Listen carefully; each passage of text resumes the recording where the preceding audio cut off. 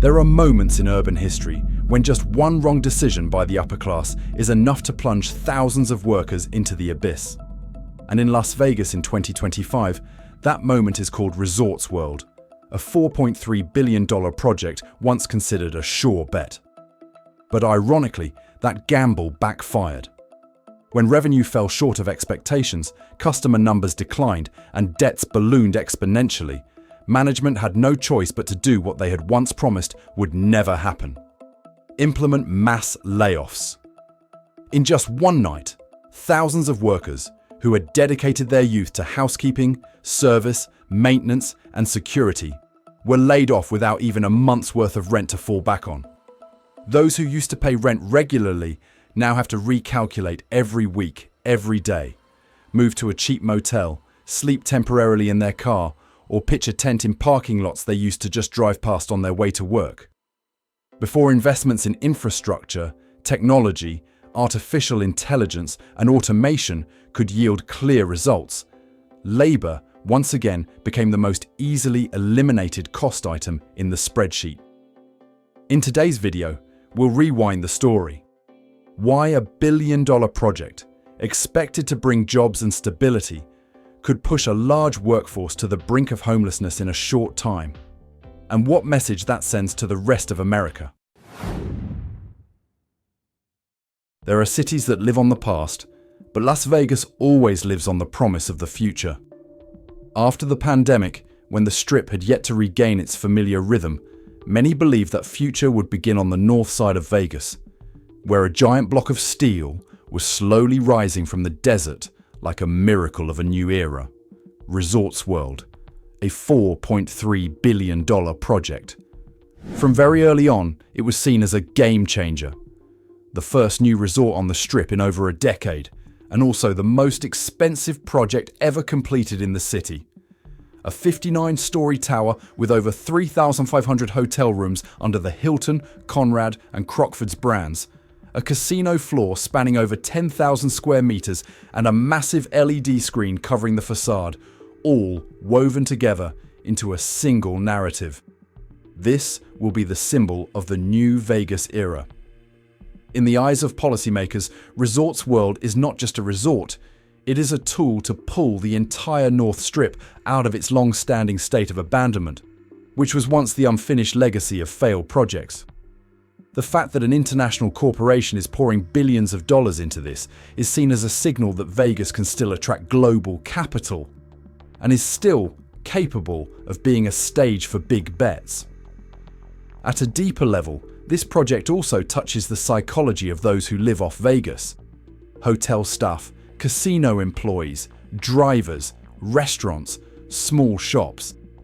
A new complex means thousands of job opportunities, a continuation of a classic promise. Just work hard and you'll always find your place in this city.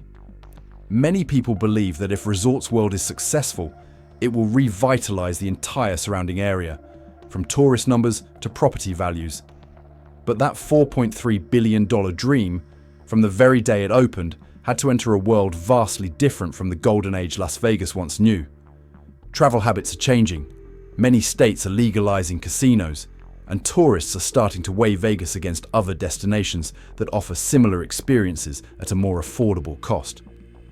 According to tourism statistics, the number of visitors to Las Vegas in the first half of 2025 decreased by approximately 7 to 8% compared to the previous year, with some months recording a decline of over 11%, marking a series of consecutive months where the city gradually lost visitors. In that context, a new, massive, and expensive resort had to race to fill its rooms and casino floors. Just a few years after its grand opening, financial reports from the parent company showed Resorts World recording a revenue decline of approximately 22% year over year and operating profits plummeting by over 70% in a single quarter. A slide that felt like a curse had been switched on for a project once touted as the Strip's new money machine. When light and technology can't save revenue, who will be left to pick up the rest of the bill? And the answer, sadly, falls on those at the front lines. The employees who were supposed to benefit from the $4.3 billion dream. But ultimately bear the heaviest consequences. Like all growth-based models, when revenue doesn't keep pace with consumption, the city pays the price first, not in light, but in the people pushed outside the system's boundaries. Resorts World was built to create more opportunities, but as the market reacted mixedly, it was those who stepped into the place hoping for stability who were the first to feel the slide. As Resorts World began to fall short of initial expectations, signs of adjustment appeared quietly but faster than anyone imagined. In businesses heavily reliant on tourism, any changes in revenue are very clearly reflected in the payroll. And in Las Vegas, where most workers rely on fixed shifts and daily tips, even a small change can suddenly destabilize the entire family's stable life. During the months Resorts World faced cost pressures, a streamlined staffing model was implemented as the lightest option on paper, reducing working hours, combining shifts, merging positions, or quietly eliminating roles that were no longer prioritized.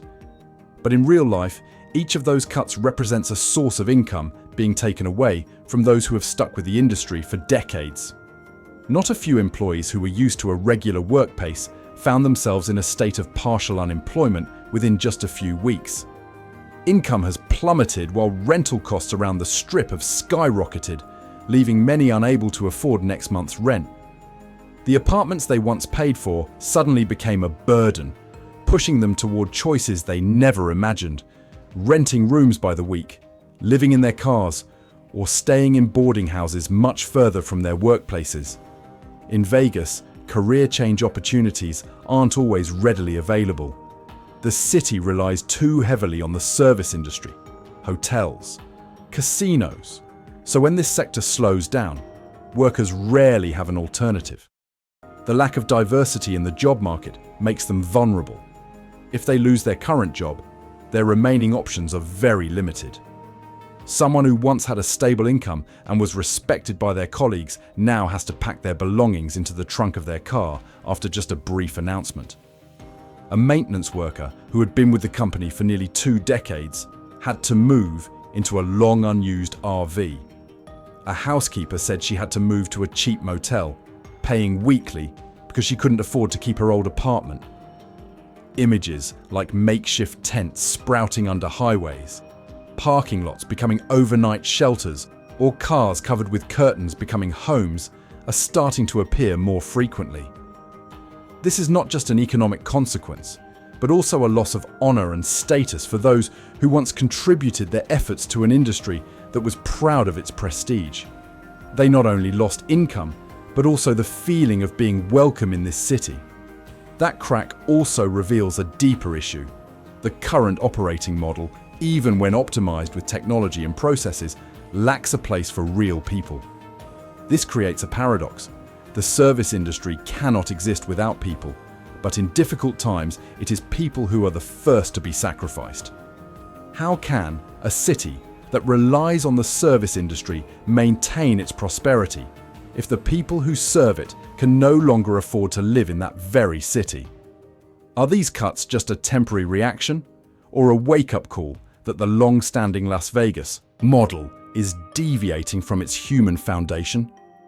And as workers struggled to survive day by day, visitors also began to see a different Vegas, more expensive, less friendly, and more costly than ever before, opening the next chapter of the story. Las Vegas used to be a place you could walk into with a $20 bill and leave with a story to tell. But in recent years, that feeling seems to have faded. What many visitors mention isn't the lights or the music. It's the bills that increase with every step. At Resorts World, as with many other resorts on the Strip, the model of ancillary fees began to subtly change the experience.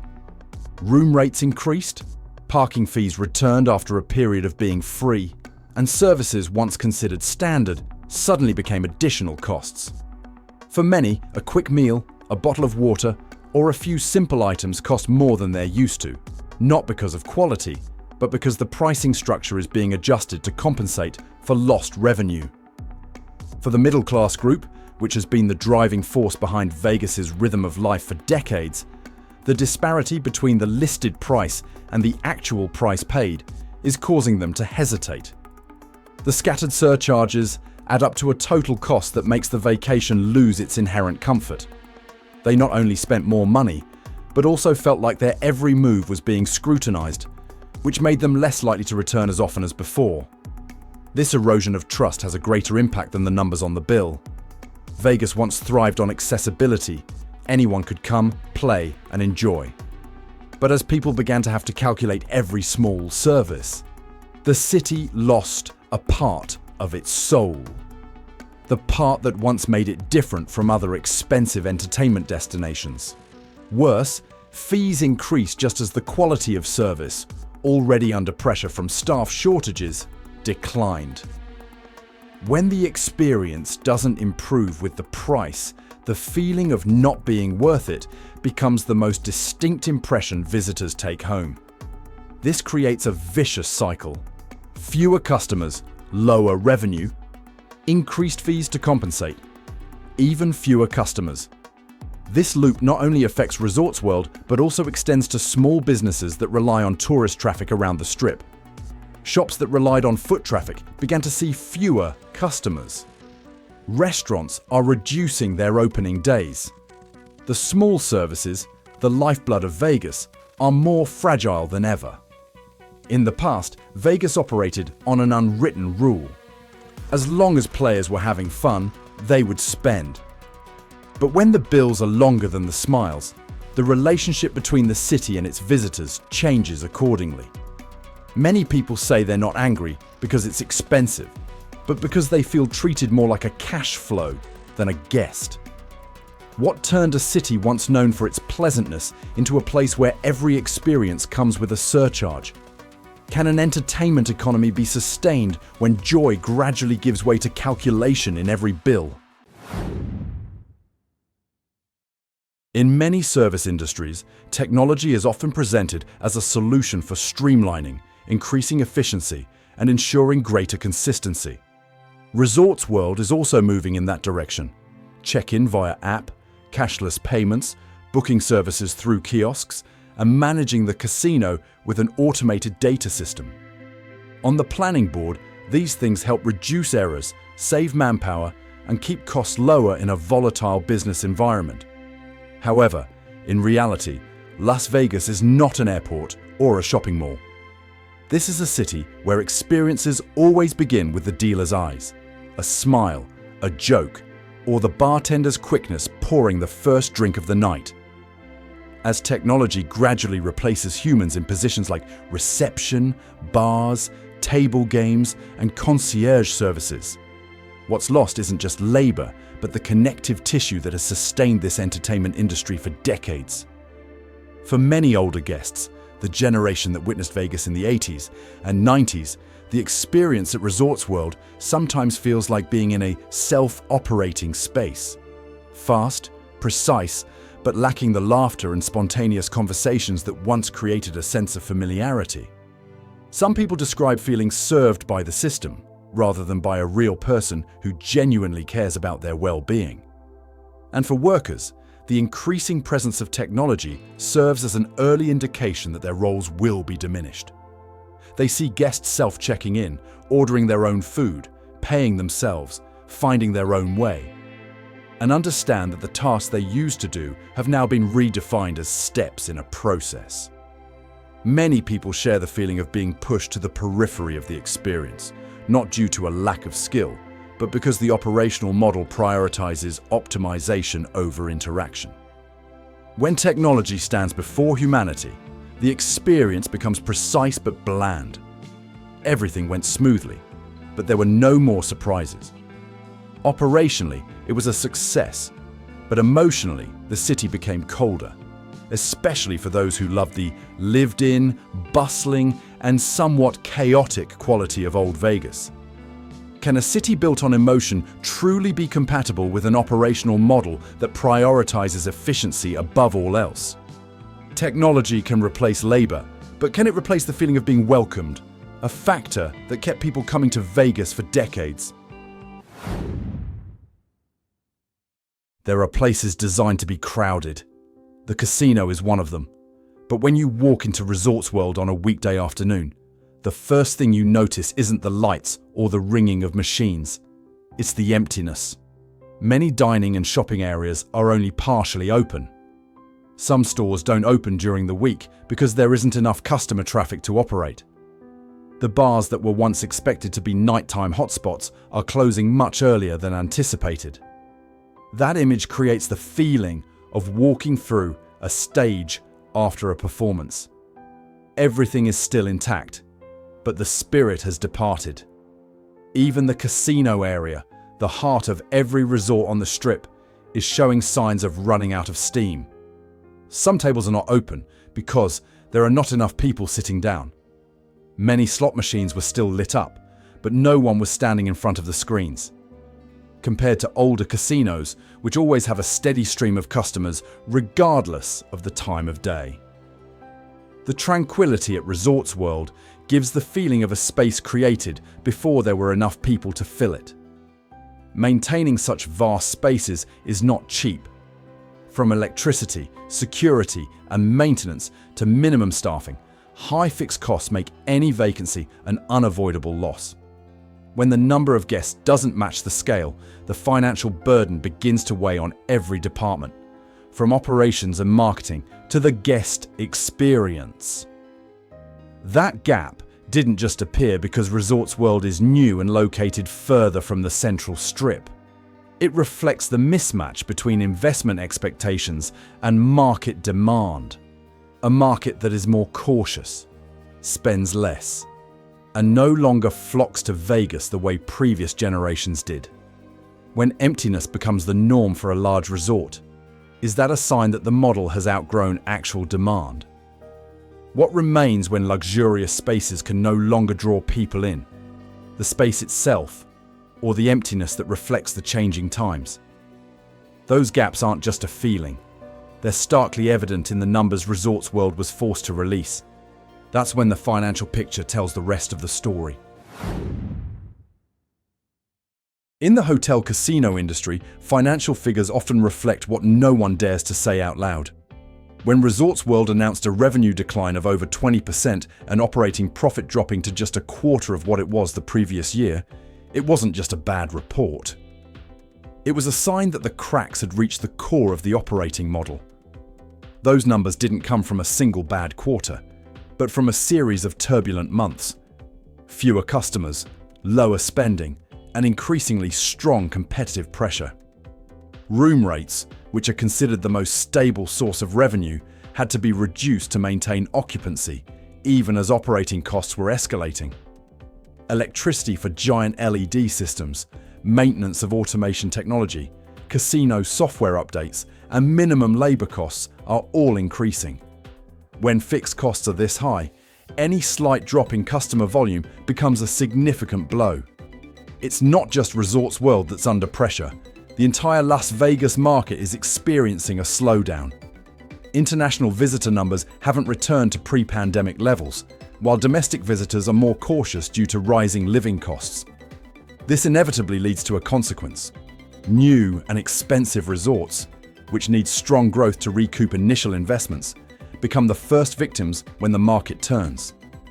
The billions of dollars spent on technology, infrastructure, marketing, and operations, which were expected to create long-term advantages, turned into a burden during the market downturn. When revenue doesn't keep pace with the rate of cost consumption, every plan sheet is forced to be rewritten. And it will often start with the toughest decisions: cutting staff, reducing services, and increasing surcharges to fill the financial gap. The truth is, a new resort like Resorts World doesn't have the legacy clientele that older hotels on the Strip do. It doesn't have a loyal customer base to keep the rooms occupied, nor does it have a network of brands built over decades. This makes the drops on the financial statements more apparent and harder to hide. Are these numbers just a temporary reflection of a market correcting? Or are they a sign that the tourism leisure-based growth model has reached its natural limits? If a billion-dollar project is so prone to failure, what awaits smaller businesses, those without the financial cushion to withstand setbacks? And when a major player like Resorts World stumbles, the impact doesn't stop within the confines of a single tower. It spreads throughout the entire Vegas ecosystem, from ancillary businesses to local residents, setting the stage for the sequel's story. What happens when a resort faces a crisis and the entire city is affected? Las Vegas has never been just a city. It's an ecosystem balanced by millions of small movements. The flow of visitors, services, traffic, performances, restaurants, and the thousands of jobs that revolve around them. When a major resort like Resorts World hits the bottom of its business cycle, the impact doesn't stay within its four walls. It ripples out in concentric circles to the rest of the city. Small businesses around the Strip are feeling it first. Souvenir shops, fast food counters, delivery services, rideshare drivers, whose livelihoods depend on a steady flow of customers, are starting to see a decline in revenue. When the resort isn't crowded enough, the flow of people onto the streets is also thinner. And every step that disappears is a customer who doesn't buy food, doesn't call a taxi, doesn't buy drinks, and doesn't book show tickets. When traffic decreases at one end of the Strip, other resorts are also forced to adjust. Some casinos reduce the number of tables during the week, decrease the number of dealers, and shrink less active areas to lower energy costs. Restaurants that rely on peak hour crowds have to close earlier or only open on weekends. Smaller show organizers, who operate on very thin margins, become vulnerable with each week of low attendance. Despite the signs of weakening, there are still quiet efforts to keep the city standing. Some small businesses are starting to return to the human element. The old bartending crew is being called back instead of machines. Restaurants are hosting cheap live music nights, and local art districts are increasing activity to bring local residents back to the central area. These signals aren't strong, but they show that Vegas's survival has never relied solely on LED lights or expensive buildings, but on its ability to connect people with each other. Can a city truly be revitalized by building more grand structures? Or does it need to return to the values that made it sustainable in the first place? What's happening is either a temporary rough patch, or is Vegas entering a deep process of reshaping, where every layer of the ecosystem must change? If you've ever witnessed bustling places that have gradually become quiet over time, please share your experiences in the comments section. Sometimes each person's memories are the missing pieces that help us understand the whole picture better. Las Vegas was once a symbol of the ability to rise after every fall. But the story of Resorts World shows that even the most dazzling city has moments when it must confront its own limitations. A $4.3 billion project hailed as a miracle of revival inadvertently exposed long-simmering cracks, escalating costs, a lack of economic diversity, dependence on volatile tourist flows, and a growing gap between the facade's glamour and the reality of those living beneath it. Perhaps Vegas will find its rhythm again, just like it used to. But it's also possible that this is a reminder that every city, no matter how brilliant, needs to re-examine what brought it to its current state. Its people, experiences, proximity, and sense of belonging. What happens to a city built on service and pleasure when the very people who create that pleasure can no longer afford to live in the city itself? Is Las Vegas entering a temporary decline, or are we witnessing a shift into a completely different era, where the lights still shine, but the city's soul is no longer the same? If you've witnessed similar changes where you live, or have any memories associated with the golden age of Vegas, please share them in the comments section below. Your stories are the pieces that help complete this big picture. If you find the video helpful, please like, share, and subscribe. That helps us continue to provide deeper insights into the stories shaping America today. The content in this video is compiled from public and reliable sources of information with the purpose of analyzing the socio-economic context. It is not intended to draw absolute conclusions or accuse any individuals or organizations. All data, opinions, and perspectives in this video are for informational purposes only and are subject to change over time as new information becomes available. The video does not provide financial, legal, investment, or labor advice. Viewers should evaluate and compare information from multiple sources before drawing conclusions or making related decisions.